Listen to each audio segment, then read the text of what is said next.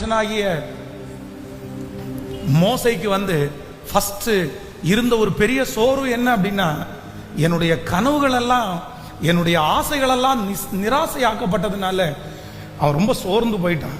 எல்லாம் போயிடுச்சு, படிச்ச படிப்பெல்லாம் வேற, அது போயிடுச்சு. நம்பர் 2, இரண்டாவதாக இவனை மாதிரி திறமசாலி யாருமே இல்லை, இவனை மாதிரி டேலண்ட் உள்ளவன் யாருமே இல்லை. ஆனா இன்னைக்கு பாத்தீங்க அப்படின்னா இவனுடைய ஒரு டேலண்ட் கூட இவனுக்கு என்ன பண்ணல சொல்லுங்களேன், கை கொடுக்கவே இல்லைங்க. ஒரு டேலண்ட் கூட கை கொடுக்கல. இன்னைக்கு எங்கேயாவது மேடை போட்டு அவர் பேசுறாரா மோசே அப்படின்னு கேட்டா கிடையாது.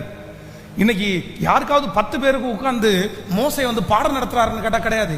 ஆனா படிச்சதெல்லாம் இதுக்காக தான், அவருக்கு சொல்லி கொடுத்ததெல்லாம் இதற்காக தான். ஆனா அவருடைய எந்த டேலண்ட்டுமே யூஸ் பண்ணாம இப்ப என்ன பண்ணிட்டு இருக்காரு தெரியுமா, மாமனாருடைய ஆடை மேய்ச்சிட்டு இருக்கிறாரு. அவர் படிச்சதுக்கும் இதுக்கும் சம்பந்தமே இல்லை, அவருடைய டேலண்ட்டுக்கும் இதுக்கும் சம்பந்தமே இல்லை.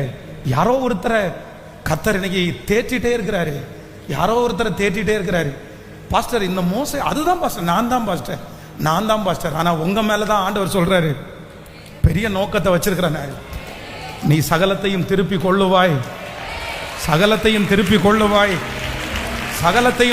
கொள்ளுவாய். நீங்க படிச்ச படிப்பை காட்டிலும், நீங்க வளர்த்தி கொண்ட திறமையை காட்டிலும் அவர் கொடுக்கிற ஞானம், அவர் கொடுக்கிற திறமை உங்களை எட்டாத உயரத்திற்கு கொண்டு போய் விடும். உங்க பிள்ளைக்கு நீங்க கொடுத்த படிப்பை விட, உங்க பிள்ளைக்கு நீங்க கொடுத்த திறமையை விட அவன் மேல கர்த்தர் வச்சிருக்கிற அபிஷேகம், கர்த்தர் அவன் மேல வச்சிருக்கிற கிருபை அவனை எட்டாத உயரத்திற்கு கொண்டு போகும். பிரதர், இது தீர்க்க தரிசனமான வார்த்தை. சிஸ்டர், இது